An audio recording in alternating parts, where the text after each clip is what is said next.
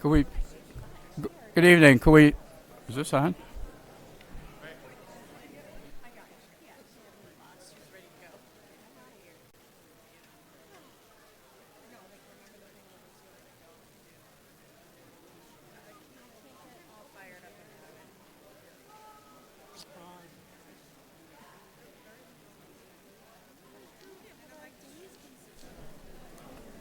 Testing, testing.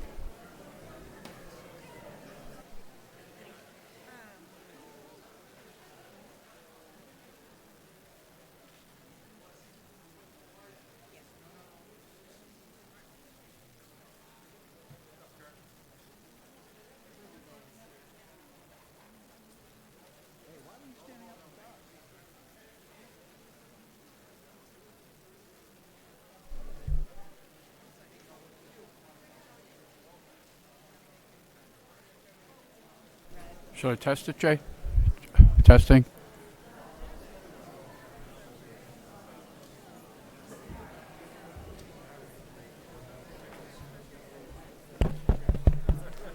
Is this on, Jay? It's not on yet.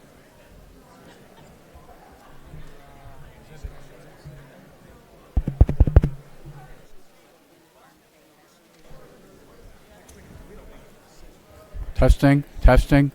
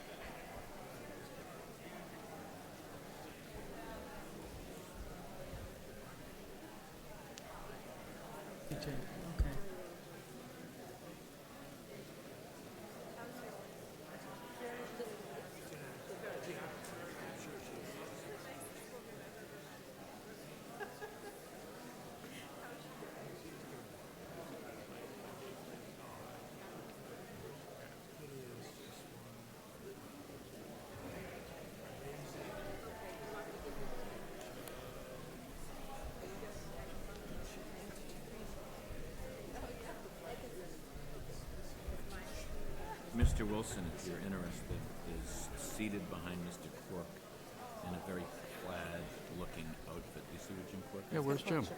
Jim is in a wheelchair. Yeah, you know he'd be in a He's wheelchair. in the far left section. Okay, Which is the non-voter section. okay. All right. The left section is non-voter. The left top Yeah, way is the over there is non- supposed to Left, be. it's the left back. the Yeah, left back. yeah. I think he's in the So back. I think he's Mr. in Wilson the- is the first row, left section Yeah. back. Okay, all right. So he's a Thanks. non-voter, so he should Yeah, have to ask yeah. permission. I'm ready to get my fangs sharpened. This isn't, oh, it's working now. So did,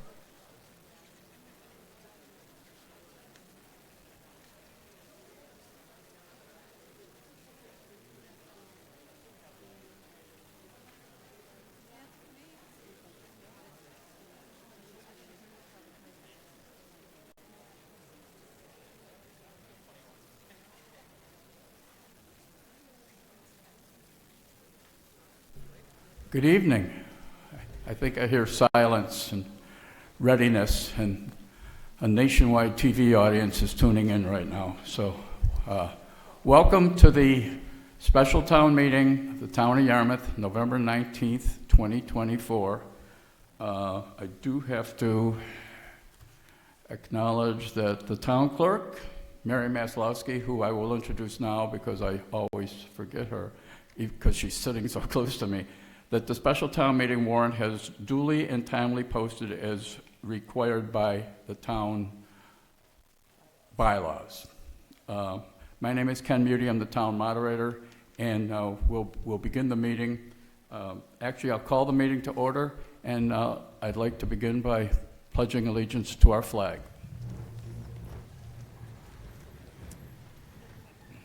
I pledge allegiance to the flag of the United States of America and to the republic for which it stands, one nation, under God, indivisible, with liberty and justice for all.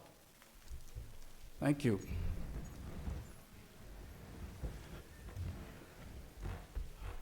I guess I'd like to start with a few formality announcements. I feel like I'm the daily newspaper here, but a few things of importance, given that we all gather here for a wonderful purpose for the town. A few things that just to go over quickly. One is, when you came in, you may have seen a table for a volunteer encouragement and sign up, and there will be a volunteer reception for new and prospective and existing volunteers in the town on November 21st, which is Thursday, at the town hall at 11 o'clock. 11 o'clock? 11 to 1 for day people, and then 4 to 6 for night people. Yeah, okay. And light refreshments will be served, so don't have lunch. The other thing is a few other things. There's the town election is December 7th for the open select board seat. There's a special town meeting on December 9th. You'll hear more about that. And we're also encouraging people to buy a plank on the new boardwalk, which, if you have seen, and you will see more later, it's going to be incredible. So I bought one. So it's a really wonderful thing. So wanted to get those announcements done. The other thing, I want to do a couple other quick little things before we get started with official introductions. One is that we in the April meetings is really budget time, and sometimes it's a tremendous process, because you have the say. The town meeting has the say over how much the town can afford, is going to spend during the course of a year. And I think the expectation beyond just the numbers is to hold the town officials to accountability, to make sure that money is spent in the right ways. And I recently, first of all, my personal opinion is every department holds themselves accountable. The town administrative staff holds them accountable, and my personal opinion is that we do a great job at it. One very specific recently, and it hit me between the eyes, partly based on the fact that I lived in Worcester for a long time, and 25 years ago, next week, is the anniversary of the fire in Worcester that killed 6 firefighters in a vacant building. And very recently, a very large vacant building in Yarmouthport caught fire, and was a massive conflagration. And our police and fire department did a wonderful job in handling that what could have been a much worse situation, and I'd like to acknowledge that. So it's, I do know a little bit about this. It's sometimes a vacant building is more dangerous than an occupied building, so shout out to them. So now there is the guidance. Well, I like to sort of breeze through the guidance for the meeting, because the people that come to town meetings pretty much know what we're doing. But a couple of things that are important are, in order to speak, you must be a registered voter in the town. You also, if there's an amendment to the motion, we require that it be put in writing. We will provide pencil and paper for you if you do that. And the rest of the guidance is pretty much what you can see in front of you. So I'd like to begin with the introductions of the people up here on the stage. As I mentioned, Mary Maslowski, the town clerk. The select board, I'm going to introduce them in a minute, but I don't think anybody can not recognize that one of the most revered people in our town, Mike Stone, this is the first town meeting that Mike will unfortunately not be at. And I'm not going to go into a great deal of discussion, because it's already been done about what Mike meant to this community. And I think if there was anything that jumped out at me, it was the day of his funeral and seeing a procession from the funeral home to the church and seeing the Station Avenue lined with people to recognize that a great man was leaving us. Powerful visual and powerful statement. My own feelings about Mike, who I got to know quite well, was that it's pretty easy to say Mike was not a man of few words, but Mike, in spite of that, and something that I so admire because it's not one of my greatest traits, was one of the greatest listeners I have ever met. When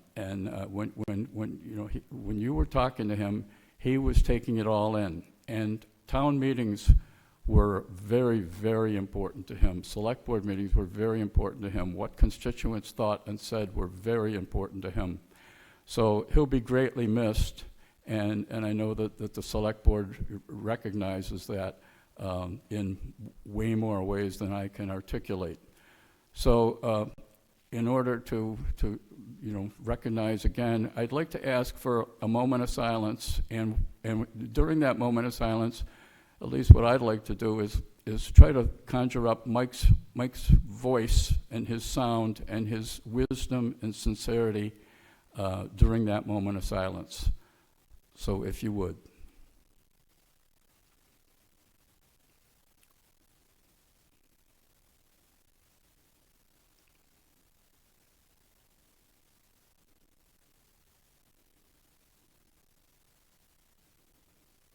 Thank you. I can still hear his voice. I'd like to introduce now the Select Board. To my left, Joyce Flynn, a returning champion, Tracy Post, Mark Forrest, and Dorcas McGarren, Vice Chairman.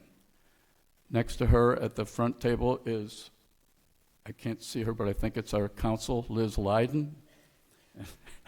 Next to her is our town administrator, Barb Rittenauer, and next to him is our assistant town administrator, Bill Scott. And now I'd like to introduce Richard Simon of the Finance Committee. Thank you very much. I have the pleasure of introducing the rest of the finance team, starting with our finance director, Jennifer Mullen, our vice chair for the committee, George Perkins, our newest committee member, Alyssa Mullen Sharma. Next to her, John Anderson and Rafael Gutierrez at the end of the table. Two of our members, Bob Harding and Nate Ladley, are not here tonight. And I'd also like to take a moment to thank the members of the Capital Budget Committee, who are currently finishing their review and recommendations for the next fiscal year capital improvement program. And I'm calling out former chairperson Judy Tarver, who will not be returning when her term expires. She has been an incredible asset for this town during her 10 years of service, and we will be interviewing residents who have registered their interest in the town talent bank to fill her vacated term. So thank you very much. Thank you. And if they interview, there may be even light refreshments, so think about that. So I'm putting the pressure on Joyce here to really have some good light refreshments. So with that, I believe we can start the agenda with Article 1. Turn to Joyce Flynn. Wait a minute. Mr. Moderator, can we have an opening statement? Oh, I'm sorry. Yeah. Sorry for that. Vice Chairman Dorcas McGarren. Good evening, ladies and gentlemen. On behalf of the Yarmouth Select Board, welcome to the 2024 Yarmouth Fall Special Town Meeting. The Fall Town Meeting is a regular feature on our governmental landscape to allow us to take care of all the financial cleanup items required before we launch into the next budget process and to complete important items that shouldn't be delayed until the spring. On the warrant tonight, we have 14 articles for your consideration, which all represent items that are beneficial to move forward in the current year. In addition to financial cleanup for OPEB and retirement, there are important funding items related to school resource officer coverage, wastewater discharge, Route 6A village streetscapes, and the analysis of PFAS contamination. We also have 2 zoning bylaw amendments for your consideration. So as you can see, while the warrant is relatively short, these items are of immense importance to our town, and your assistance is greatly appreciated in addressing these critical items to enable the town to manage all of these issues. Thank you all for coming and participating in Yarmouth's 2024 Special Town Meeting. Your involvement in our governmental process is vital. We appreciate your time and commitment to our town. Thank you. Thank you. And I guess now we can start with Article number 1, presented by Joyce Flynn. I move Article 1 is printed in the warrant. Motion has been moved and seconded. Finance, Select Board recommendation. Oh, Select Board recommends 4-0. Finance Committee, Finance Committee recommends 7-0. explanation.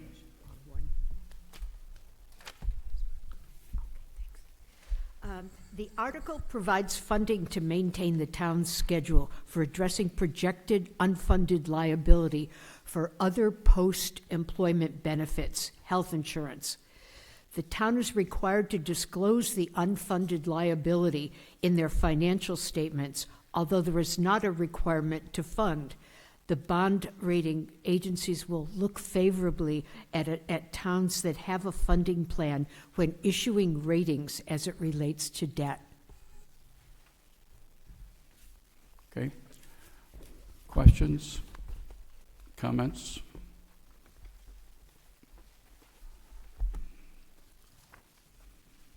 Hi, Joe Goldstein, District 6.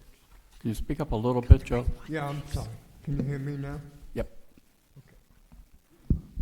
First question is, as I looked at the warrants, we're looking at about $3 million worth of free cash that we're about to allocate.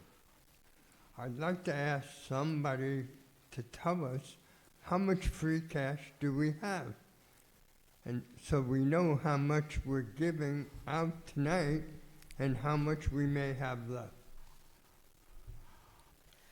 I'll defer that to Finance Director Jennifer Mullen. Thank you. Our certified free cash is $11,805,769. With the articles tonight, if they all pass, we'll be spending $4,013,000, which will give us a balance of $7,792,769. I'd just like to say that's an incredible amount of money and well past anything we've had in the past, I believe. In that case, I'd like to make a suggestion for the board that they look at possibly rebating some of that money back to the taxpayers who have been burdened with additional taxes every year, including a $500,000 override that we gave to the schools.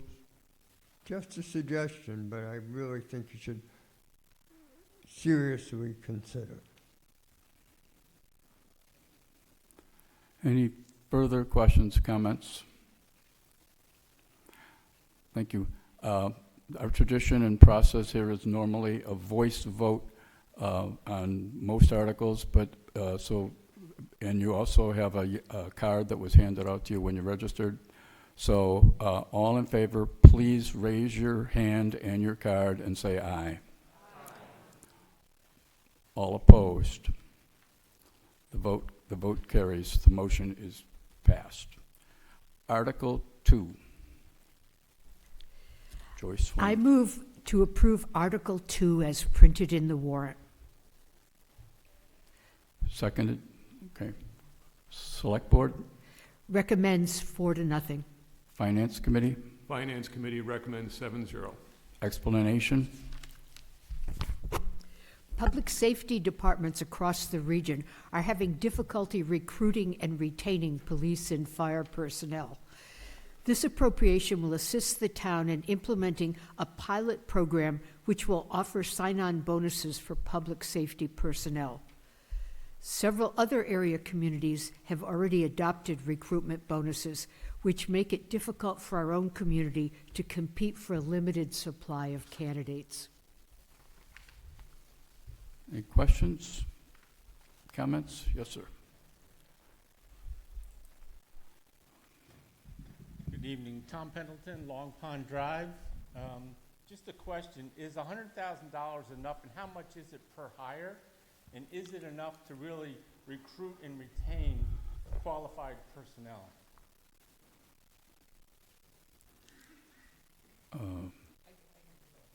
Yeah.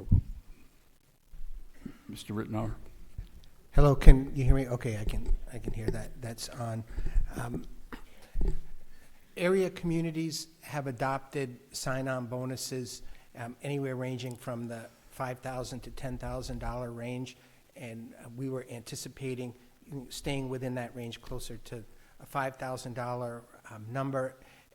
And this is designed to, these funds, to be a 3-year pilot program to evaluate how effective this is in assisting with recruitment. I mean, it goes back 20 years ago. If a police or fire position became vacant, we would have over 100 applicants. Now it's difficult to find 3 or 4. And so this would enable us to compete. Candidates are shopping different communities, and so we hope to design this program, but also design into it ways of making sure that people don't take the signing bonus and then leave within a year. So we're gonna try to make that happen. We'll evaluate it. We'll be back in front of town meeting to discuss how successful it's been and provide some results. Thank you. In the back, Tom? Tom Sullivan, Precinct 1. Just to follow up what was just said, this is a 3-year program? Because my question was, is no end date on this? Does it, in other words, $100,000 stop at the end of the fiscal year? No, it's designed to be a 3-year pilot program, and we'll report back to the town meeting on the success and evaluate that with the select board as well. I think that maybe there should be in the article warrant itself stating it's a 3-year program.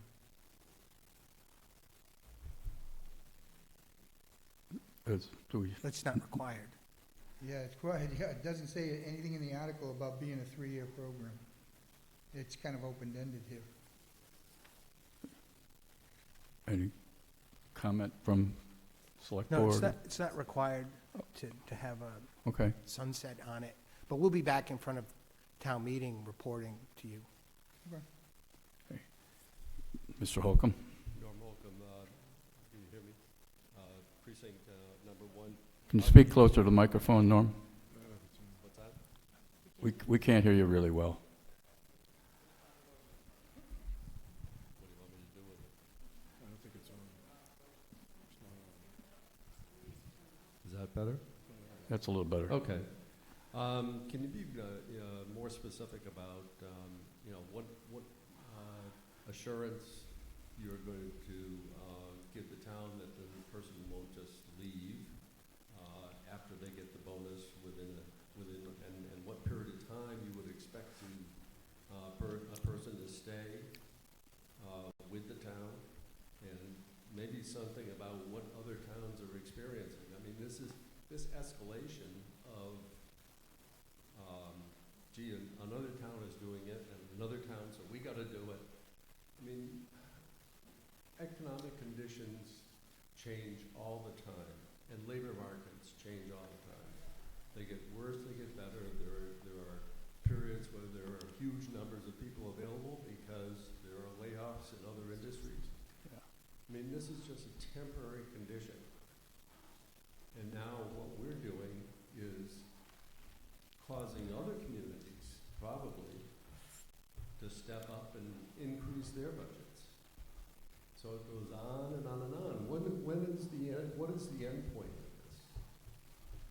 I see Chief Lennon in the back of the room can respond to that, Norm. Yes, thank you. I can tell you this is not something new. The town administrator is correct.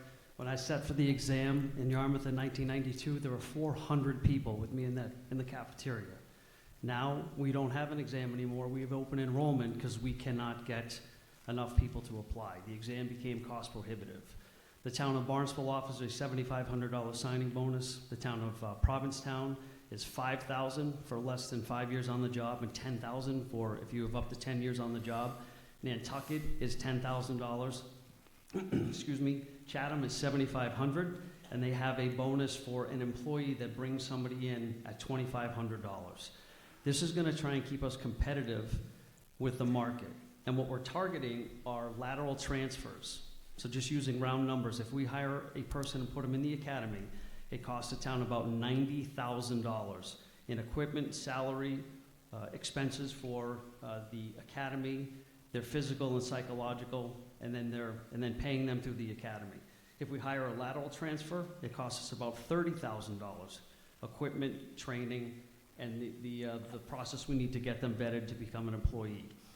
Soon after I became chief, I worked with the HR director and the town administrator to implement an employment contract. If we hire somebody and we put them in the academy, there's an amount of money that we can get back if that person leaves. And I was work with the town administrator to say we do something similar to that with a lateral so that someone can't come to Yarmouth, get paid $5,000 and then leave. The fire chief and I have been working on recruitment strategies for a while because this is not just police, it's also fire. We're seeing people leave at an alarming rate. We're down 7 right now with the Yarmouth Police Department. That's about 10% of my workforce. That's a lot of people to be down. So this is going to keep us competitive with the local communities. And if you look across the nation, places, Seattle, Los Angeles, they're paying $40,000 and $50,000 for signing bonuses. So I think this is a good start for us right now. We'll evaluate it, as the town administrator said, and we'll see where it goes. And hopefully, we'll get some very good candidates. One thing that we've done is we've lowered the qualifications, but not our standards. The people that we're hiring are good people, and we're trying to bring them in. But nobody is knocking down the door anymore to become a police officer or a firefighter. It is a very difficult time for us right now, so we're trying to do the best we can. Thank you. I think there's a question. Is there a question back here? Yeah, go ahead. Kim Berner, Precinct 2. Thank you, Chief, because my question was going to be how many are we down currently? So that's just in the police department, but not the fire department.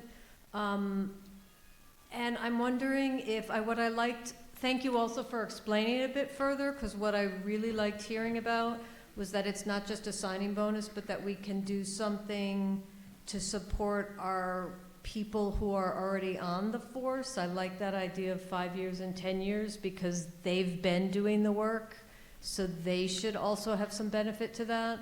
My question is, then we take this $100,000 and we're going to set it aside because we don't know if we're going to do a $5,000 signing bonus to 7 people. That leaves us a lot of money. Can we put it in some sort of account that will also be earning us some interest so that the town it's earning some interest as well as sitting there as we get ready to try to roll it out in these different ways? And again, I really like the idea of supporting those people who are already members of both the fire department and the police department. Thank you. Thank you. I have a follow-up question. It's a response to sort of a financial question. I have a follow-up question. Okay. If we're down 7 people, rough calculation, $100,000 apiece for a year, that's a $700,000 not being spent in the budget? I don't know. Yeah, what's the offset? We're asking for $100,000. Wouldn't we use the funds that we're saving from payroll to fund this, as opposed to asking the town to come up with the money now? So just to respond to that, down 7 people does not mean that we're saving that money. So for every officer that we're down, we're replacing them on overtime to make sure that our shifts are staffed, because we can't eliminate or reduce our staffing. So being down 7 people is detrimental because we're spending 1.5 times that salary replacing them on overtime, because our officers still have contractual time off, vacation, holidays. We have to send them to training, so that money gets eaten up very, very quickly. Thank you. Any other questions, comments? I think the Hi. fire chief was going to give an update. How you doing? Enrique Arasquez, I'm the fire chief. Just to answer her question, we're currently down 4 staff right now, and similar to what Chief Lennon had said, what we're trying to do here is attract laterals or people with qualifications. So it's not just about getting candidates, it's about getting qualified candidates and good candidates for these jobs, and that's why we need to work towards this. For the fire department, it would be somebody that has the firefighter 1-2 certification or academy training, which in a similar fashion would save us the time and expense of sending them to, in the fire department's case, a 10-week fire academy and paying their salary and fitting them up to do so. Thank you. Thank you. Chiefs? Hearing no one, seeing no further questions. Article 2, all in favor, please raise your hand and say aye. Card. Aye. All opposed? The motion carries by a majority vote. Article 3.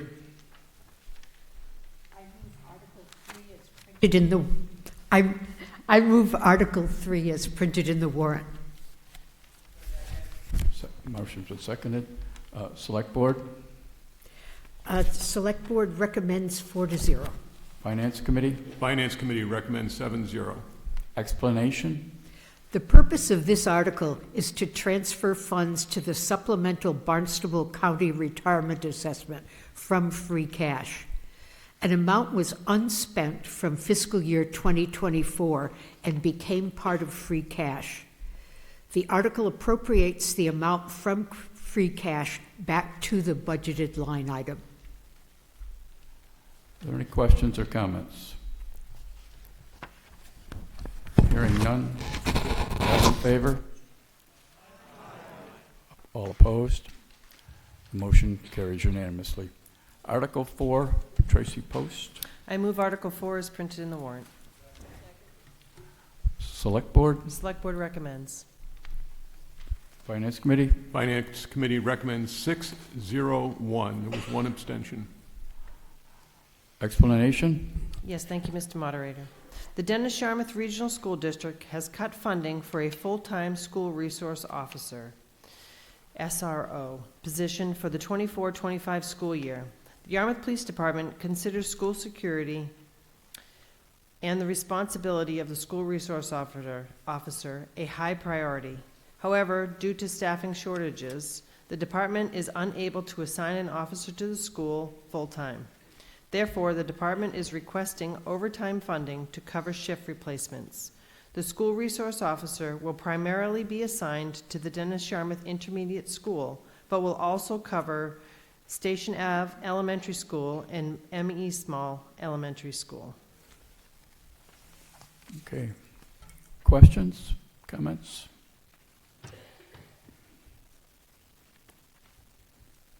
Yes, sir.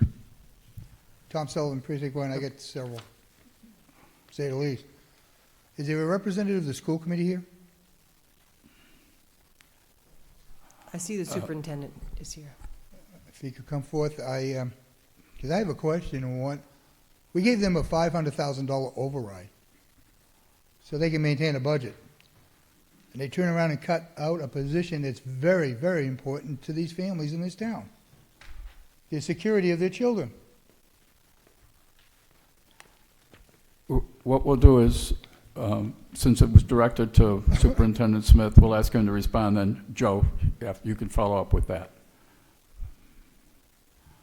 Thank you. So, Mark Smith, Superintendent, Dennis Yarmouth Regional School District. So, as folks may remember from the budget discussions last year, the school district needed the override in order to maintain a budget that ultimately led to the reduction of 35.5 positions from the school district.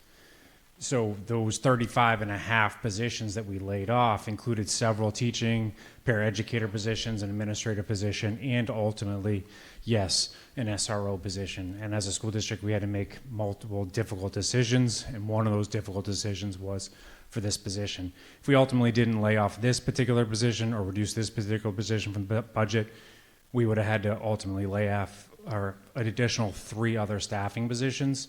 The way it ultimately comes from the budget, this is not, we pay directly back to the town this position, but all the other school staffing positions we carry directly in our budget. So for every position that we lay off, we have to both carry the benefit, the unemployment cost, and we have to lay off the most junior person due to seniority layoff. So I have to cut a most junior person who's a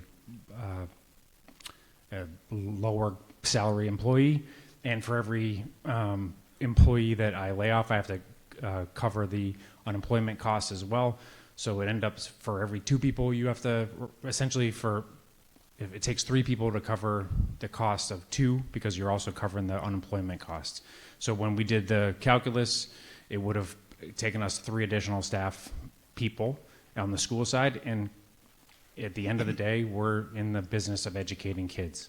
And so, yes, we felt as a school district, with still having 2 SROs as a school district, that we would still be able to be safe. And our public safety officials and on the school side, they are responsive. They are unbelievably professional folks, and we knew in a school crisis they were going to be there for us if we needed it. And so we felt that we could still, and when we looked across other school districts at how they staff from an SRO position, that we could ultimately get by with the staffing model. But you can see, obviously, Chief and I have had these open conversations, that if the town felt that they could come from another funding mechanism, I would love to have more SROs in, but we ultimately had to make a difficult decision. And the primary function of a school system is to educate their kids. And I couldn't justify recommending to the school committee to lay off more educators to not be able to teach our kids how to read and write. Thank you. I have a couple more. I'll make it short. Okay. Has the DY school system ever done a security assessment by a private firm? No. Maybe you should Well, do one. I should actually can't answer that. Prior, in the year and a half I've been here, no. Okay. People might not like it, but the NRA offers free assessments for schools. I think you should look into it. My other question is, what is the town of Dennis doing on this for funding of this is a regional school system, isn't it? Yeah, so the way the way SRO funding works is both towns bill directly the school district for their SROs. So the town of Dennis previously had billed the district for 1 SRO, and the town of Yarmouth had billed for 2. And we made a reduction of 1 SRO on the Yarmouth side. So that we would have, the plan was to have 1 SRO in this building and 1 SRO in the high school. Mr. Moderator, I just want to finish by saying I think the schools committee is accepting a very large liability by doing this. I don't support the cut of a police officer out of the school system in today's present day and age. And I think it was a mistake. We gave you $500,000. Most of the money, the teachers you had to lay off came from COVID money that you put in for full-time teachers when you knew the money was only for part-time. That's your biggest mistake for the school system and the school committee. And you're entitled to your opinion, sir. Yeah, let's stay within the lines That is a of fact this that- article. All right, that's a fact that came out at the last town meeting. I'm not blaming you, you're new. Yeah. But they're blaming the school committee for doing that. They've been here for a while, and they knew that. Thank you. Thank you. Mr. Goldstein, were you going to speak? You might want to stay there, Superintendent. No, actually, you don't. My point is that, as the superintendent pointed out, that SRO is going to be stationed in this school. My 2 points are that this is a regional school, so the SRO's cost should be shared with Dennis. And it would be if it was in his budget. But because he took it out of his budget, it isn't being shared by Dennis. It's being charged totally to us, which I think is unfair. Thank you. Do you want to respond, Mark? Yeah, just to clarify, just for the facts, just so the facts are straight. The SROs are, each town supplies an SRO actually, we're currently still staffed with 2. Yarmouth is still supplying 2 SROs. Just we are only able to fund out of our budget 1 from each town. And that is and it has always sat in the school district's budget. And this is a philosophical conversation, quite frankly, for the communities to have. If the communities want more SROs, then the communities can fund more SROs, quite frankly. But and different communities fund them in different ways. Historically, the way it's been done is the money has come through the school budget, has been part of the general operating budget of the school community. A bill comes at one point twice a year, one from the town of Yarmouth for the SROs that are in the building that are from the town of Yarmouth, and one from the town of Dennis. And the school district pays back the towns for the salaries only. The training and benefits stay on the town side, and the school district pays the salaries only. But to be clear, that happens on the Yarmouth side, and it happens on the Dennis side as well. Dennis provides an officer at the high school, and Yarmouth has historically provided 2 officers. And that's the way the MOU has been written since prior to my arrival. Thank you. We have any other questions? Yeah, we have a question. Mr. Holcomb? Yeah, so is this for an additional person or not?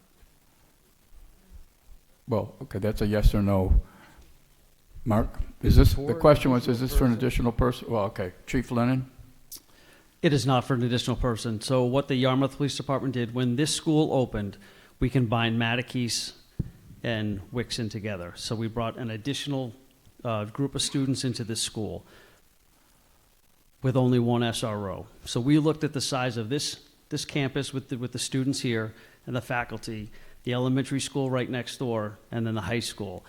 And when the school opened, we put an additional officer into this school to assist. So the Yarmouth Police Department at that time was funding 1 full-time SRO, while the school district was funding 2 for Yarmouth and then 1 for Dennis. When the funding was cut, we went down to 2 SROs, 1 in Yarmouth and 1 in Dennis. We put Sean Brewer back here, Officer Brewer back here, at our cost to make sure that somebody was in the school, because the high school needs 2 full-time SROs. So we put Officer Brewer here. And now, just because, as I said earlier, we're down 7 people, so my staffing is short, so I had to take Officer Exaros out of the school and put him back on the road. This funding will allow us to cover his shifts and put somebody back in the school, and then we can have a conversation about how are we going to keep the staffing up. I am working with Chief Brady from the town of Dennis to try and come up with a solution. He's not guaranteed. He said that he can commit 8 hours of overtime a month, so the Dennis Police Department does put officers over in the school when we have a vacancy. But my concentration my focus is these schools are in the town of Yarmouth. It's our responsibility to make sure that we are adequately staffing these schools in case something happens. If you've driven down Station Ave at 7 o'clock in the morning or 3 o'clock in the afternoon, it's gridlock because of all the people coming and going, the buses coming in and out. If there's a problem with this school, Yarmouth PD is going to handle it. We will have other resources coming, but it is our responsibility because these are in our town. So that's why I went to the town administrator, had conversation with them about this. another presentation before the Board of Selectmen and said, right now, this is what we need to do immediately to fix this problem, because this is our highest concentration of individuals in our community Monday through Friday during the day. There's no other place in town. We have so many people. So this is why we think this is extremely important. We need to make sure that we are providing the best safety for our children, and this is going to help us achieve that.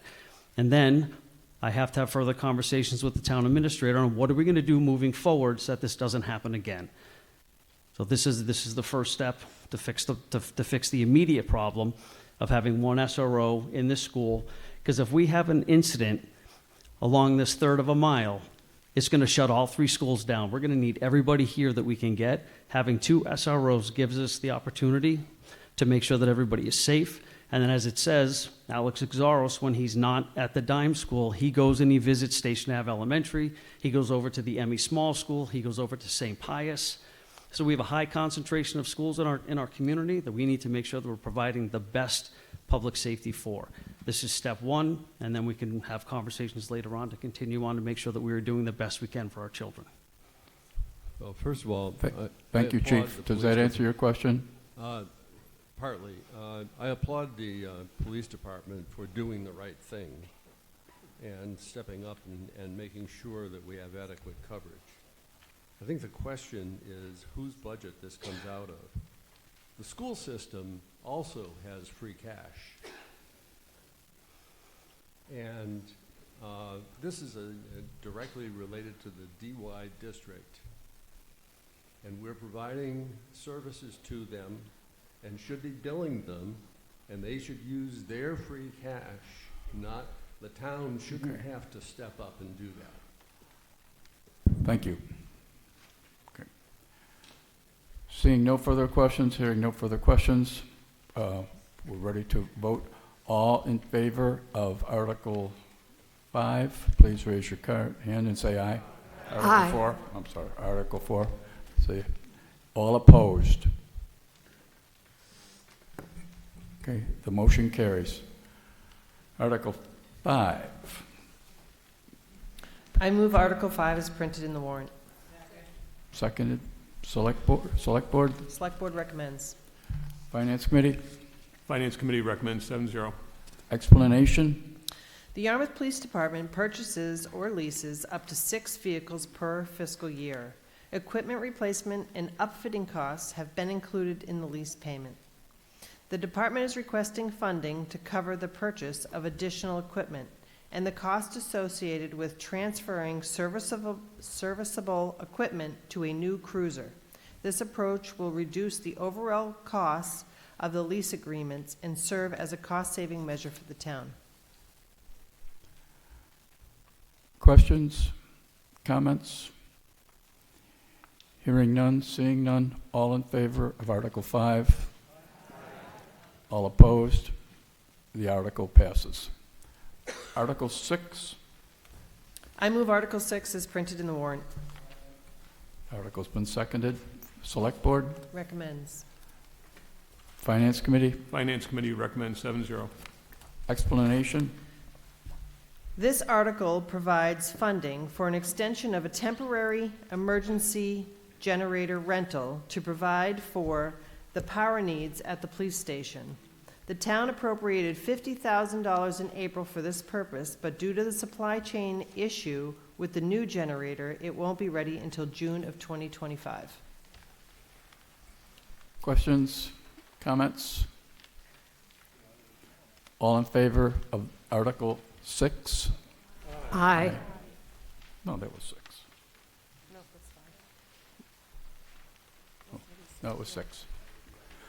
All opposed? The motion carries. Article 7, Mark Forrest. Mr. Moderator, I move Article 7 as printed in the warrant. Seconded. Select Board? The Select Board recommends 3 in favor, 0 opposed, with 1 abstention. Finance Committee? Finance Committee recommends 6-0. Explanation? Mr. Moderator, the Golf Department capital expenses are related to the maintenance obligations, which will provide better safety, prevent the need for more costly projects in the future, and allow for safer and more effective on-site equipment service. The total for these improvements is $390,000, which will result from the retained earnings through the Golf Enterprise account. Therefore, property tax dollars are not necessary for these investments. The retained earnings account currently has a $2,778,396 balance as of September 12th, 2024. Thank you. Any questions, comments? Hearing none, seeing none. All in favor? Aye. All opposed? Motion carries. Article 8. Mr. Moderator, I move Article 8 as printed in the warrant. Seconded. Select Board? Recommends. Finance Committee? Finance Committee recommends 6-0. Explanation? Mr. Moderator, the town of Yarmouth has received a groundwater discharge permit at 99 Buck Island Road that is approximately 40% of the necessary volume for Phase 1 of our wastewater plan.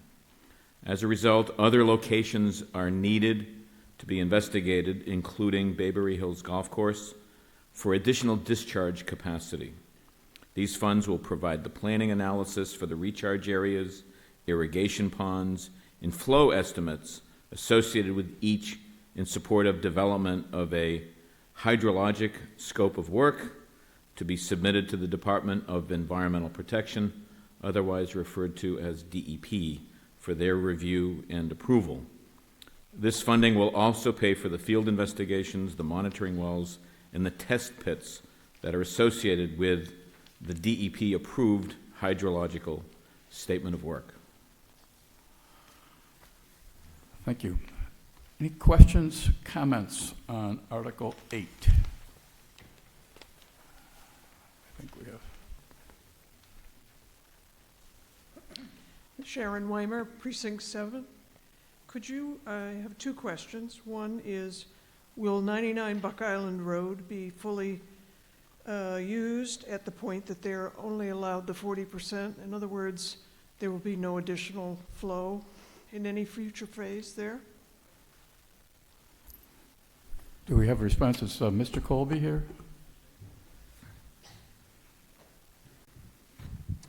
Yes, Jeff Colby, Public Works Director. We are hoping to expand the flow at 99 Buck Island Road, but at this time, 370,000 gallons a day is all that DEP will permit at that location. And you have no idea as to why you hope and they haven't given? They have very conservative modeling with regards to the discharge and what they are willing to permit at this time at that location. And we are have modeling that shows it can take a much larger amount of flow there, but we're not focusing on that location. We have other very promising locations such as Bayberry Hills Golf Course for discharging the additional effluent that's needed in Phase 1. Thank you. My second question is, will we be spending all of this $500,000 without knowing the full scope of where all pumping stations and all flow is going to go in the rest of the town through the other 8 phases? The short answer is yes, this is just for Phase 1. The other No, 8 I understand it's just for Phase 1. My question is, are we going to spend the money without knowing that we have enough land for the 8 phases, for all the particular engineering responses that we need for Phase 8 and Yarmouthport and different areas of town that will eventually be getting sewerage? We feel that we have enough areas identified for the 8 phases. It's just a matter of convincing DEP that they can be permitted for those locations. So you are assuring the people in Phase 8 that there'll be land available? I can't speak for DEP, but we have modeling that shows that we have sufficient locations for discharge. It's just what they're willing to permit. Thank you. Other question? Thank you. Mr. Sullivan? Precinct 1. The reason why DEP is limited that area because there's an underground water flow in that area. It's, I've been here a long time, probably over 60 years now. Back in the 50s and 60s, down here in the summer, used to be a swamp behind what's called Treasure Island. You know where that is in West Yarmouth? Okay? And I'll address that in another article. The Great Marsh, it's called. It goes all the way from basically, at one time, from Willow Street to Parker's River. And now, over the several hundred years, it's been covered over. And that's why the DEP has limited that area. And my question about Bayberry Hills, are we going to be allowed to put gray water in basically a wellhead protection district? There are regular water wells in Bayberry, at least 2 that I know of. And whether or not that gray water will affect those regular wells that are up there. So that's something that they're going to have to do an assessment on. But anyways, that'll explain why they're limited. I don't think the DEP will change that. All right, I spoke against the siting of the wastewater treatment plant when it first came up here at town meeting for that reason. And it's come to fruition now that I was right. Because several years ago, maybe 10 or more than that, we had a fish kill at Swan Pond. There were several hundred stripers killed because there was too much nitrogen going into the water, which came from the town of Yarmouth, from the sewage treatment plant that's up by the dump. They have a pipe, and they put the gray water in the fields behind where is now the water department. And it overloaded the nitrogen in the ground, and it flowed into the Swan Pond, and that's why we had a big fish kill. That is a breeding ground for stripers. So this is something that we have to look at for now and in the future. But I would oppose Bayberry Hills, definitely. Thank you. Any further questions, comments on Article 8? All in favor of Article 8, please say aye. All opposed? Okay, there's majority passed. The motion passes by a majority. Article 9. Mr. Moderator, I move Article 9 as printed in the warrant. Oh, excuse me. Let me reverse that. We've made a slight adjustment on this. So let me restate the motion. I move Article 9 as printed in the warrant with the exceptions of striking the words wastewater enterprise fund and replacing it with wastewater retained earnings. Motion is made and seconded. Select Board? Select Board recommends. Finance Committee? Finance Committee recommends 6-0.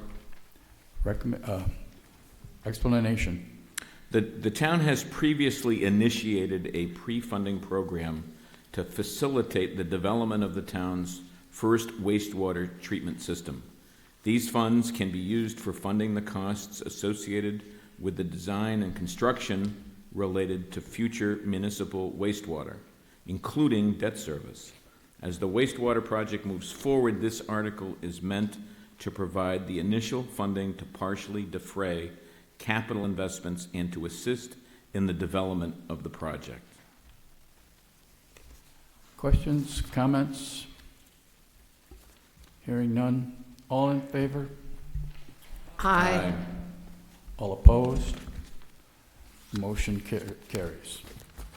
Article 10, motion to be made by Dorcas McGurran. Thank you, Mr. Moderator. I move Article 10 as printed in the warrant. Select Board? Recommends. Finance Committee? Finance Committee recommends. We're going to ask for an explanation, then we will have a brief presentation of more detail prior to questions and voting. Explanation? This article provides funding to continue moving forward with design development for the Route 6A Village Center improvements from Gingerbread Lane to east of Minden Lane. The town has been working with consultant VHB over the past several years to address concerns raised by residents and business owners, primarily related to pedestrian safety, driveway turning movements, maximizing safe on-street parking, drainage, speed reduction, and overall safety. There's been a number of public meetings and workshops to fine-tune the village improvements, which include drainage improvements, new sidewalks, curbing, defined on-street parking, 2 improved crosswalks, and decorative lighting. As a state-owned roadway, all improvements need to be coordinated with the Massachusetts Department of Transportation. The funding from this article will be used to initiate the project through the Massachusetts Department of Transportation, conduct a scoping meeting with Mass DOT divisions to further define the project and develop the pre-25% design submission. After completion of this work, there is the potential for the project design efforts to be taken over by Mass DOT. If this does not happen, supplemental design funding would be needed at a future town meeting. Thank you. Going to ask Town Planner Kathy Williams to provide more information for the benefit of the public. Good evening, everyone. Thank you for coming. Hopefully you can hear me. I think most of you are familiar with what's the Village Center on Route 6A. There's Gingerbread Lane on the left, and you can see Minden Lane on the right. The project's area is basically encompassing that area, and you have a lot of very vibrant businesses on the south side of Route 6A, and then you have some inns and some residential properties on the north side. Next slide. So a lot of the things that we were looking at are functional safety issues in the village. It's not just aesthetics that we're concerned about. There's a lot of issues with pedestrian safety. There's inconsistent and poorly defined sidewalks. There's sometimes places where vehicles have been parking on the sidewalk. There's long driveway crossings at Minden Lane, and there's no defined sidewalk, so it leaves pedestrians a little bit unaware where they're supposed to be going. One crosswalk within the village, and we're hearing that vehicles are not stopping at that crosswalk. There's issues with parking in driveways. There's undefined on-street parking on the south side, which has really led to people parking kind of in a haphazard way, and they're blocking the sight distances for some of the narrow driveways that exist on the south side. And it also resulted in a lot of those unattractive no parking signs that you see in the village. There's also been concerns expressed with business and residential deliveries rutting the grass areas, the green strips on the north side. Drainage issues have been identified, and overall vehicle speeds, not just within the village, but also along the entire section of Route 6A. Next slide, please. We've had a lot of workshops, and I think I've seen some familiar faces here this evening that have been attending them. Most recently, we had a meeting in November of 2023, a workshop, and then also in May of 2024. It has been a bit of a challenging public engagement campaign because there have been so many diverse ideas, and it's been a little bit difficult to develop the level of consensus that we normally like to have, but there is general support for improvements in the village center, mainly related to correcting all of those functional safety issues that were identified in the previous slide. People really want to see some enhanced crosswalk safety beyond maybe just having lines and different types of signs. There's a possibility of having a flashing beacon, a pedestrian actuated flashing beacon, which we're going to discuss a little bit further, and just working on improving the safety and design and functionality at Minden Lane. There's 2 really important businesses there that have parking in the front, as well as a residential road there. We want to make sure that that's all working and also providing pedestrian safety. We, of course, always want to be sure that we have our emergency vehicle access throughout the village. Also taking a look at the maintenance and access considerations on that north side with the green strip, and always trying to promote the reduction of speeds within the village itself. We also had talked about no parking on the north side because people were really concerned that people wouldn't go to the crosswalks and they would just jaywalk, and that would cause an additional safety concern. People were really interested in just having pedestrian level decorative lighting, and then of course addressing that functional drainage issues that we have there. Next slide, please. So I know you're not going to be able to see this in great detail, but what are we proposing that addresses those functional issues? With regard to pedestrian safety, we have a new sidewalks we're going to be proposing on the south side, and we're going to be using antique curbing. I don't know if any of you have been out there. You can kind of see that there's some buried antique curbing out there now. We're hoping to remove and replace that, not replace it, but reset it, and then also get some additional antique curbing on the south side. We're also looking to address a flush pedestrian corridor on Minden Lane on the right there so that the vehicles can still go over, but pedestrians have a clear pathway. We're looking to add a new crosswalk at Minden Lane and also upgrading the existing crosswalk that's there near North Sandy side. Basically, you'd have crosswalks that are kind of bookending the main business area there. We're also going to be defining the on-street parking on the south side using striping and flush bump outs. This is really to let people know where they can park, so they'll provide additional sight distances for people exiting the driveways, and it'll also hopefully reduce all those number of no parking signs that are out there right now. On the north side, looking at the rutting issue and the deliveries, we're proposing an angled granite curbing with grass pavers, so that you can, it's not an easy thing to do, but you can go over in that area for deliveries or ambulances, and it's also low maintenance because of the grass pavers. We're adding drainage throughout the village and connecting into the existing Mass DOT drainage system on Route 6A. We're looking at adding pedestrian scaled lighting. The whole idea is to really create a village feel in this area, which will naturally lower some of the speeds because people will understand that they're entering into more of a pedestrian area. And hopefully with these improvements, we can petition Mass DOT to actually lower the posted speed limit in these areas. Next slide. So this is just showing you a rendering. We're basically just near North Sandy side, looking eastward into the village. And you can kind of see, to give you an idea what that pedestrian actuated crossing beacon might look like, the pedestrian level decorative lighting, the on-street parking. Next slide. And this is an aerial view towards Minden Lane, and you can kind of see the parking that's in front of those two businesses there, and the need to have that flush sidewalk, but we're proposing to have a different material so people can identify that as a place where they're supposed to walk. Again, the pedestrian level lighting, the new crosswalk would be located in this area, and you can see some additional on-street parking with the antique curbing, and then of course the grass strip and some new sidewalks. Materials for the sidewalks and that type of thing are to be determined, but what you're seeing here is if we had some type of Breck sidewalk, somewhat similar to the Barnstable Village. Next slide. So some of the next steps, if we get the funding this evening, is that we would be initiating the project through Mass DOT for this. It's a $2.7 million construction project, and we would be using those funds to conduct a scoping study with Mass DOT, kind of get all the different people at Mass DOT together to make sure that we're all on the same page to further define the project. We'd be developing the pre-25% design submission, hopefully by late summer, and further design modification can certainly be evaluated during this design development phase, such as maybe different crosswalk locations or different materials. I know there's been some discussions about maybe moving the North Sandy side crosswalk. That's certainly something that we can talk about as we move forward with this design development. So if you're interested in more information and getting a better close-up view of some of the slides here tonight, there's the website on the town website that you can access that information. So we're really looking for some additional funding so that we can move forward with some design development, because without that funding, we're not going to be able to continue with the design development. Thank you. Thank you, Kathy. What Kathy didn't address was when the post office will be reopened. That'd be nice. Questions, comments? Yes. Okay.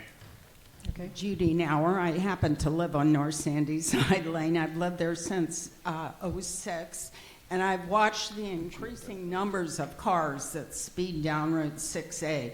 And with my primary concern is safety. Now, we have two beautiful villages on either side of us that have done their historic district improvements, and I really think it behooves the town of Yarmouth to step up at this point and provide that historic section of 6A with the funding so that we can continue to go forward.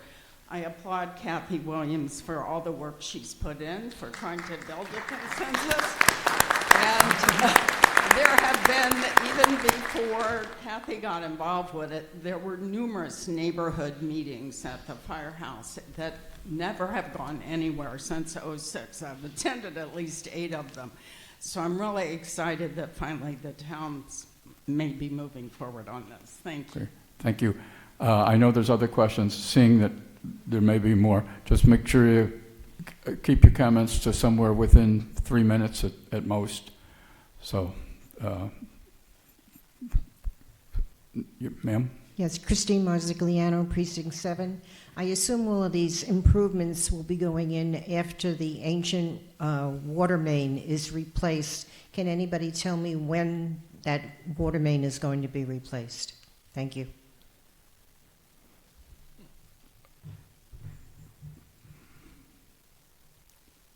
Hi, I'm Laura Rosala. I'm the water and wastewater superintendent, and the water main is being designed right now. We'll bid it in the spring and hopefully start construction in the fall. Great. Did that answer the question? Thank you. Do we have any? Sir? Charles Clark, owner of Hallett's Store in Yarmouthport. I've been working on this project since 1998.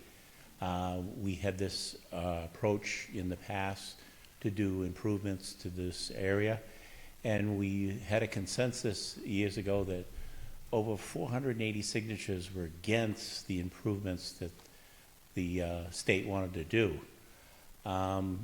Over the past several years, we've eliminated parking that's crucial for businesses. We've created a pit between the consensus of businesses and residential people now, because the businesses do not look at this as a family place to be. I have been to several of the meetings, and I've asked several times to approach different parts of it. I made several comments throughout the whole village, not just this section, but I made a suggestion multiple times to move the crosswalk in front of the bank and the new doctor's offices we have there. It's much more visual, it makes more sense. I imagine the crosswalks today are gonna cost over $100,000 to install. You're gonna put the crosswalk in front of Hallett's Store, in front of a fire hydrant, in front of another business. It doesn't get used very much. Sometimes in the morning, sometimes in the afternoon.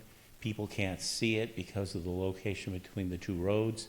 And the business owners do know what happens in the village. Certain changes would improve it. We asked the state to look at more parking for the area. We've asked multiple times to create a parking facility. I remember there was money could be appropriated in the last proposal of around $70,000, $80,000, but they keep dropping the ball on what makes sense and keep putting projects through. When you create this small path of what they're trying to create and think it's going to work, you know, from drawings and plans, we found in the past it took Barnstable Village 3 times to get it right. And of course, each time the taxpayers paid. And simple changes could make this a very attractive place. You know, if you eliminate some of the parking and create a municipal area for parking, it would make more sense. It would relieve the traffic and people would park on there. The residential people that have moved in have expanded their households to up to 5 and 6 cars. And they don't have the parking they have for the things, so they use the limited parking on the road to store their other vehicles. And they put up all these no parking signs that are totally confusing to the public. Now, we've asked multiple times for certain directions, and I've been to all these meetings. I asked for the drainage to be approached. They did come out and do a lot of surveys, and they did find that the drainage was inadequate, and they did install a massive amount of drainage. But it comes down to the consensus. The curb cuts that we're looking for are very slanted curb cuts, not high yield, and we're asking for, to keep the road historical looking, to put in these new red curbings or brick side. We're going a little far afield. Is there Yeah. a question? Your comments are all being heard. Is there a question or anything to Well, the finalize? idea is the consensus were made at these meetings and they weren't followed for what was submitted. I've submitted several ideas, and the idea is, and they keep avoiding the issues Okay. of what makes sense. And I've talked to Okay. multiple people in behalf. The question is, if we're going to approve this small section of Yarmouth, is it going to be for the best consensus of this area? My answer is, I've lived and worked in this area for years. I've seen different changes. Businesses come and go. It doesn't matter what business you run, you need to make it useful for both residents Okay. and businesses. And it seems like they're just being one-sided. Thank you. You know. Based on hearing what your question is, I'm going to Well- defer that to the vote? Well, I'm. It's a great referring question. to the idea is if you're going to vote, you need to set a standard of what we're going to do in the area, and they haven't done that yet. Okay. You know. The article speaks for itself. No, I Yeah. appreciate, your comments are all heard.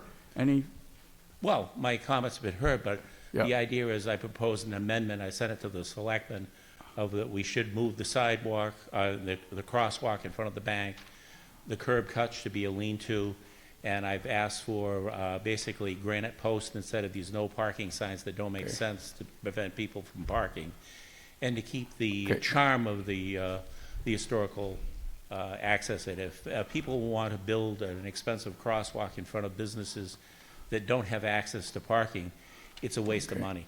You know, but that's, you know, my opinion, and based on the years of experience that I've worked in construction before. You got to do things that make sense. And just by putting these things up and thinking they're going to work, it doesn't make sense in the way they got it laid out. thank you very much. Okay. Question over here?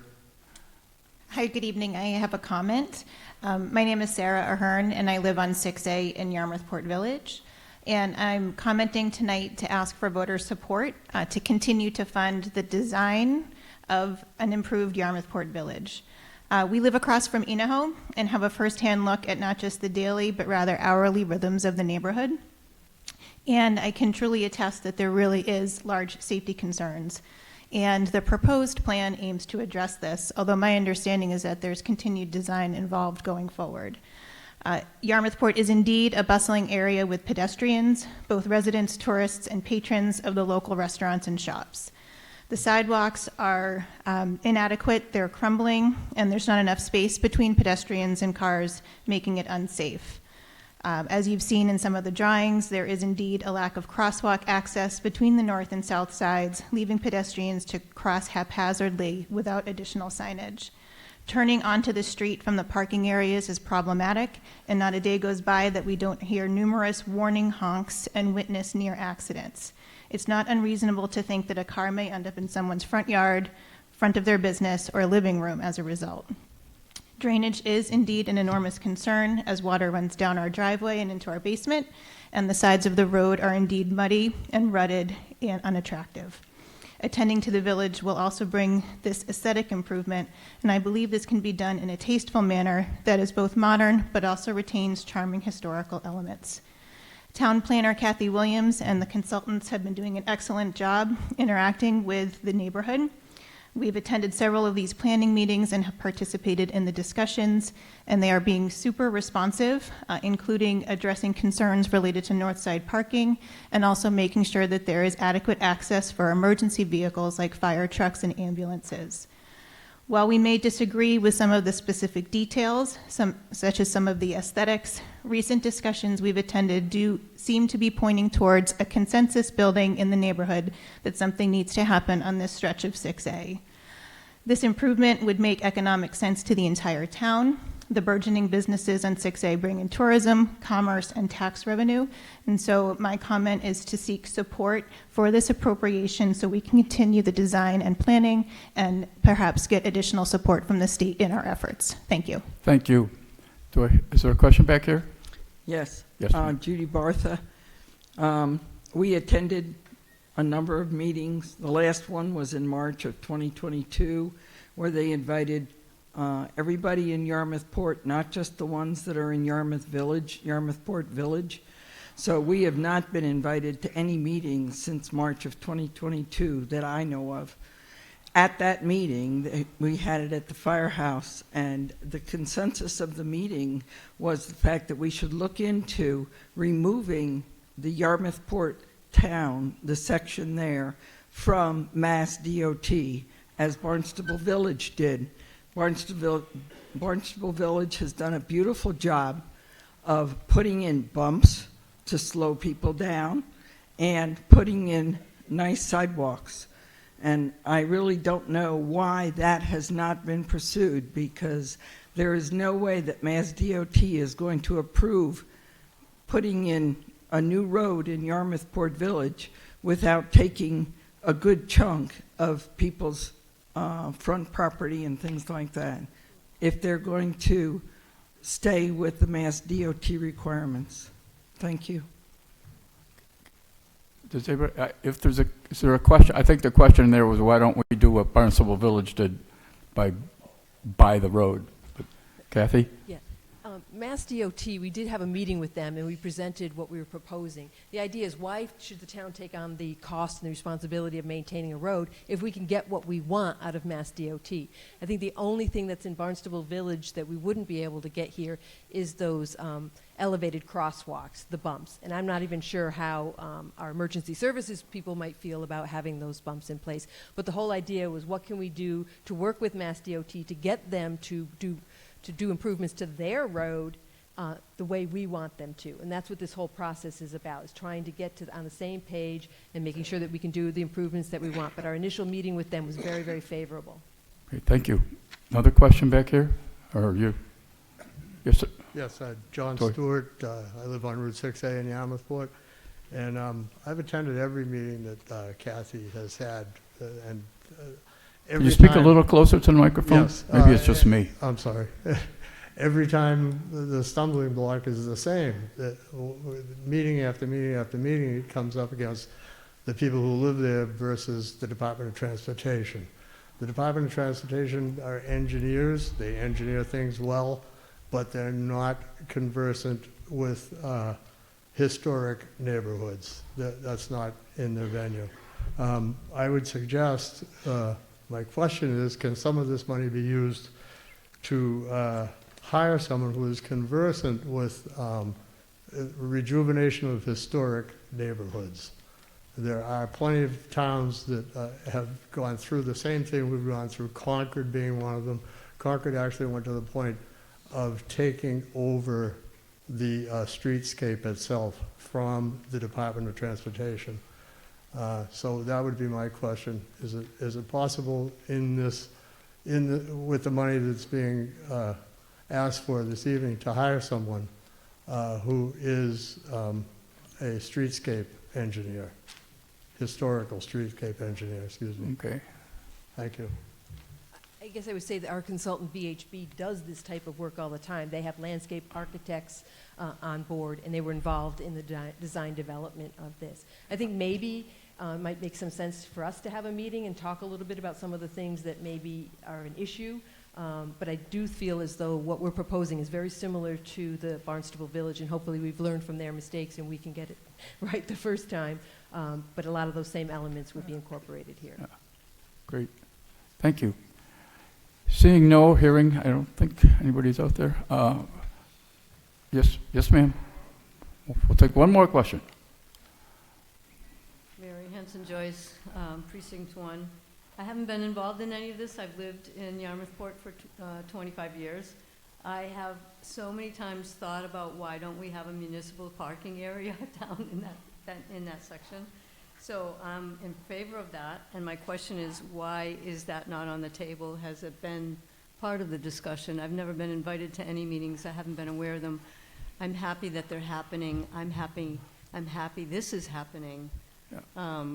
And I agree with most of it, but I do wonder about the parking on street. Doesn't make sense to me. I think that what we're not necessarily showing, maybe you can go back some slides, but there are very, very large parking lots in the rear of many of these businesses. And one of the things that we're finding is a lot of people may not even be aware that the parking is there. I wasn't aware that that existed. Yeah, in Aho and Jack's Outback, there's huge parking lots in the back there. And we had talked about maybe at one point those two parking lots had been connected. So maybe there's some discussions amongst the businesses as how can they work together to provide the parking in the particular area. I think the municipal parking came up because there's a parcel of property located in the village itself that's for sale right now. I think it's for sale. Yeah, to be honest, when that building was being renovated, I had no idea what was going on, and I thought, great, parking, finally. In a place where it's clear and visible and makes sense, and I love the idea of that's where the crosswalk should be. Right. Thank you for listening. Well, and aren't we glad you came to the town meeting, and aren't you glad you came to the town meeting? And everybody here, thank you. Seeing no more, hearing no more questions? I have one. Oh, we have one. We have a repeat.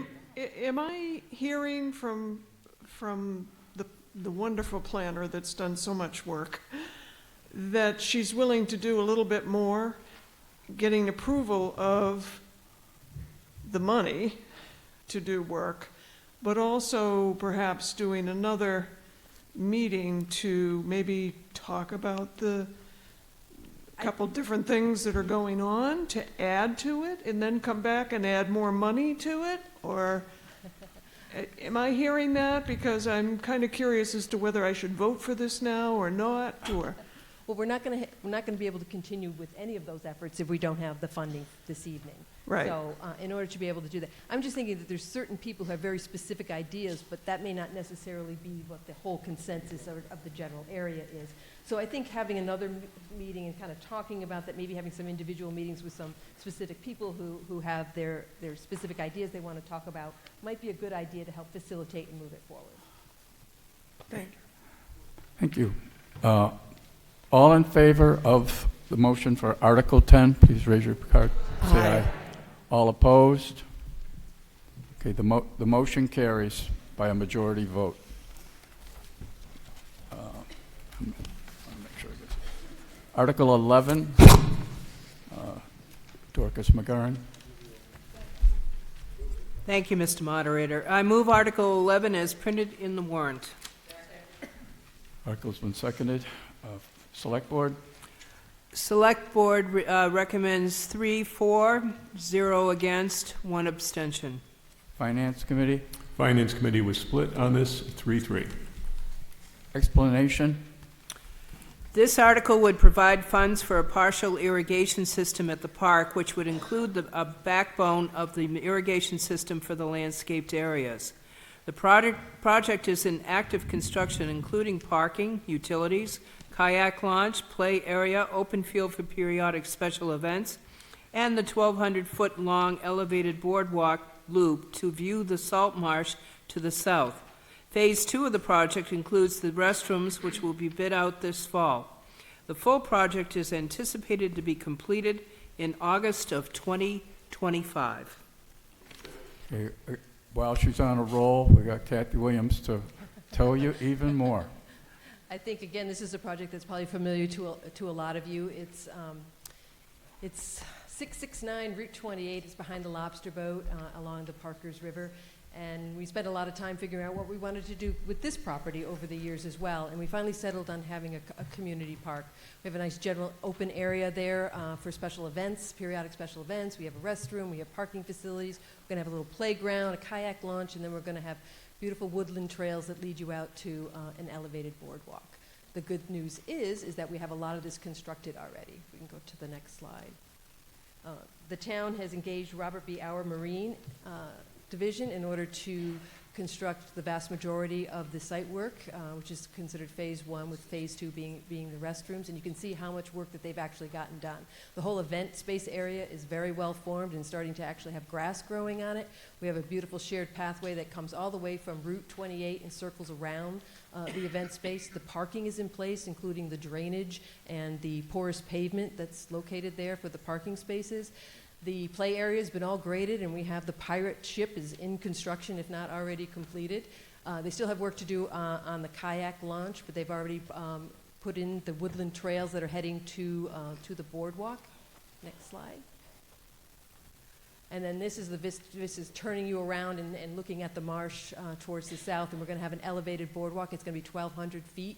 It's going to be 6 foot wide, so it's going to be much wider than the one in Bass Hole, so you'll be able to walk past each other a little bit better. It's also a nice loop, so you can keep going as many times as you want. There's going to be 3 overlooks at the end, and there's going to be 4 built-in benches as well. And there are engraved boardwalk planks for sale at yarmouth.ma.us/planks. There's also some materials out with the committee, volunteer committee table there for some more specific information, including how to go all about that. Next slide, please.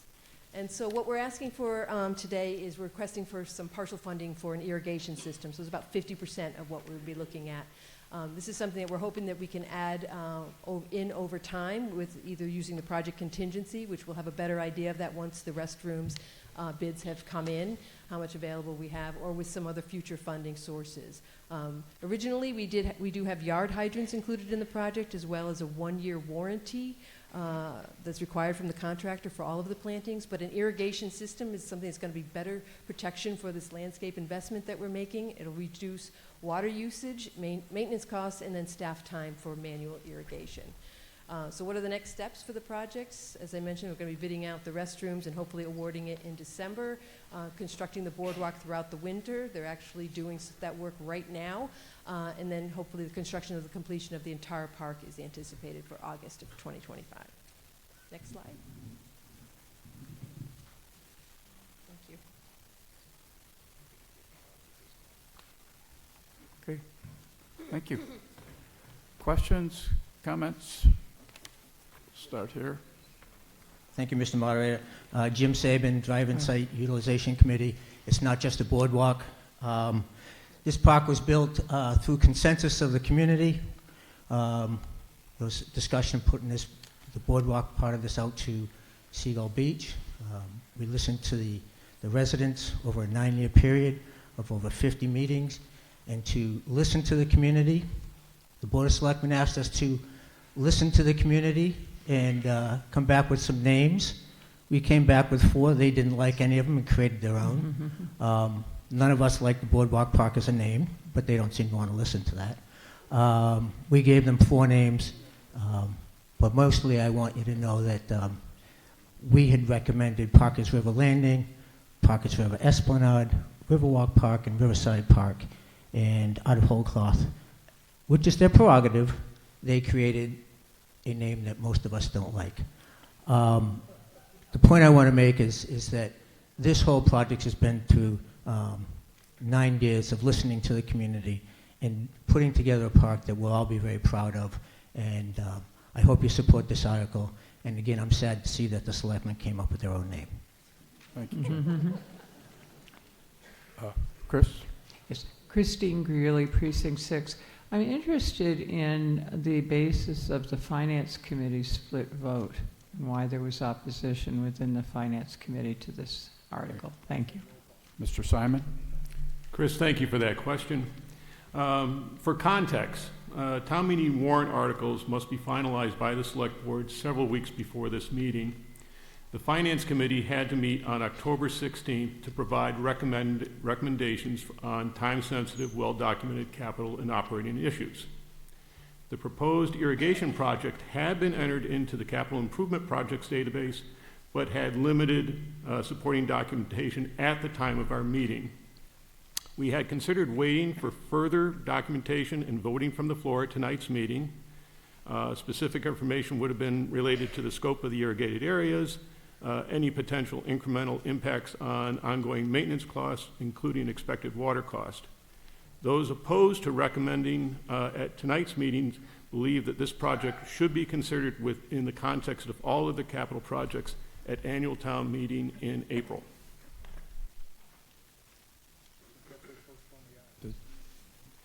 Okay, thank you. Question? Yes, Liz Argo. Has there been any consideration of the fact that we are going to have gray water that needs a home and this proposed irrigation system? Thank you. Mr. Colby will respond. Yes, Jeff Colby, Public Works Director. It's certainly something that can be explored in the future, but because of the challenges with DEP and permitting, that's not something that we'd be able to do in the short term, but it's certainly something that can be looked at in the long term. Okay. Seeing no further questions, comments, all in favor of Article 11, please raise your card. All opposed? Nay. The motion carries by a majority vote. Article 12, Dorcas McGurran. Thank you, Mr. Moderator. I move Article 12 as printed in the warrant. Thank you. Select Board? Recommends. Finance Committee? Finance Committee recommends 7-0. Explanation? This article provides funds to initiate the process of the evaluation of PFAS contamination in local groundwater, including environmental and ecological impacts and projected contaminated groundwater flow to better protect the community from threats related to groundwater contamination emanating from point source locations including, but not limited to, the Barnstable Gateway Airport and the Barnstable County Fire Training Facility. Questions, comments? Tom? Tom Sullivan, Precinct 1. Back in around 2000, the town of Yarmouth here formed an airport advisory committee. I was a member of that committee. I actually took over as chairman. We did extensive work on pollution at the airport. We told the town then, about 2000, 2001, there was a major plume that will end up going off the airport. We had a lot of objection from the town of Barnstable, the airport commission. They claimed it never would. Well, just a few years back, the Maha Wells got that pollution. They're using water filters right now to try to get it out. And I've talked to one of the commission members. He says there's various colors of that water. It's real nasty. Behind that, the Maha Wells, as I stated earlier, is the swamp where Treasure Island is. Well, the PFAS map that was just released by the airport clearly shows that PFAS from the airport and from Barnstable County are now going into the marsh. This is why this article is extremely important. All right? I firmly believe that the PFAS is in our water system already. It's in the aquifer. But we had warned about this. The only thing I would like to know on this one, if we do this, and it is found to come from the town of Barnstable, being the airport, because the town of Barnstable owns the airport, and the fire academy, which was done by the county, that they have to pay for it, not the taxpayers of Yarmouth. In other words, we reimbursed for this, and that they will pay for the total cleanup of this water. They've known about it, and they refuse to handle it. Under the rules of law with the EPA, if you buy a building, like Cape Air did, from New England Air, which owned it, that's where the plume starts, it's cradle to grave. You inherit it, you have to pay for it. And I think we, as taxpayers, should stand up, we'll be neighborly, and force the town of Barnstable and the county to pay for anything that gets into our water from those two areas. Thank you. Thank you. Any other comments, questions? This is Article 11? No, this is Article 12. Oh, I'm sorry. I would just like to add an additional comment to Tom's comments. I'm Rachel Youngling, Precinct 6 in West Yarmouth. Not only is the information that Tom shared correct, but a study done by Harvard on water samples from Mill Creek dated from 2017 to 2019 already indicated elevated levels of PFAS in Mill Creek, which is one of our estuary bodies leading into Lewis Bay. So we do already have a PFAS problem that needs to be addressed. A community PFAS working group that is part of the Hyannis Park Civic Association, the Greater Hyannis Civic Association, and the Sierra Club of Cape Cod has done further testing to find that there are in fact elevated levels leaching from the airport into Yarmouth property. So I implore all of you to please vote yes on this. Thank you. Thank you. Seeing no further questions on Article 12, all in favor? Aye. All opposed? The motion carries. Article 13, which will require a 2/3 vote, the motion will be made by Joanne Crowley of the Planning Board. I move to amend Section 4. I move to amend Section 412.4 of the town zoning bylaw as printed in the handout. Motion's been seconded. Select Board?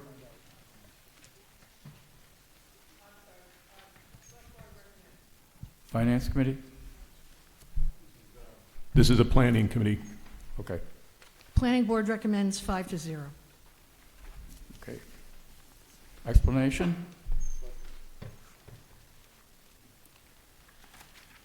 This article would modify the existing methodology for calculating the cash payment a developer could provide to meet the affordable housing requirements of the zoning bylaw. Affordable units are required when 5 or more housing units are created, or lots are created. Our bylaw allows for the affordable units to be provided on-site, off-site, or to make a payment to the Yarmouth Affordable Housing Trust, which would use these funds to help create new or preserve existing affordable units. Allowing this flexibility in meeting the affordable housing requirements of this bylaw helps support the overall development of housing in Yarmouth. The methodology is being modified now as market conditions have changed significantly since the existing formula was developed in 2013. The current formula ties the fee to median income, whereas the new formula ties it to the median home price in our town. The new formula better reflects the actual costs to create an affordable unit by basing the fee on the difference between the median home price and the price set for an affordable unit. The median home price will be set using data from the Warren Group, a well-established firm that provides up-to-date property and real estate data, including median home income prices. The amendment proposed this evening in the handout allows for an alternative source for calculating the median home price should the Warren Group data not be readily available in the future. The Massachusetts Executive Office of Housing and Livable Communities, HLC, the state office that assists towns with the affordable housing, calculates the affordable price. The cash payment amount for this difference between the affordable and the median home price shall be set on July 1st of each year and shall be fixed for the following 12-month period, providing developers with a predictable cost as they move through the design and development process. Okay. Everybody got that? The basic idea here is that the price of the unit shouldn't be based on the income of the occupant, but should be based on the value of the asset. And it will give the developers the chance to know in advance what their commitment might be to the Affordable Housing Trust. Thanks, Joanne. Questions, comments? Hearing none, take a vote. All in favor? Aye. All opposed? Few opposed, but the motion clearly passes by a 2/3 majority. Thank you, Joanne. Article 14. Mr. Moderator, I move Article 14 as printed in the warrant. Seconded. Select Board? Recommends. Planning Board? Planning Board recommends 5-0. Explanation? This article would limit hotels and motels located in the Hotel Motel Overlay District 2, also known as HMOD 2 in the zoning bylaw, along South Shore Drive to a maximum of 15% of their rooms being eligible for use by seasonal employees. Section 405.5, 404.5 was implemented to provide options for much-needed temporary housing for seasonal workers that are vital to our tourism economy. This section allows eligible motels to use up to 15% of their rooms to house their seasonal employees, or seasonal employees from other Yarmouth businesses from April 1st through October 31st via an annual permit that is issued by the building department, if they meet all the special provisions of this section. If they do not meet these provisions, including exceeding the 15% limit, they would need to apply to the Zoning Board of Appeals for a 1-year special permit. This article would prevent HMOD2 properties from applying to the ZBA to use more than 15% of their rooms for seasonal employees, but retains their right to seek relief from other provisions of this section. This article also includes minor clarifications to the definition of transient uses at motels and hotels. Thank you. Questions, comments? On Article 14, this is also two-thirds majority. All in favor? Aye. All opposed? A couple opposed. The article passes by a two-thirds majority. That is all the articles we have tonight. I want to just take a second before we adjourn. I want to not only thank everyone, but every question and comment is heard and appreciated, and you are really appreciated. Thank you. Mr. Moderator, make a motion to adjourn. Second? All in favor? Thank you.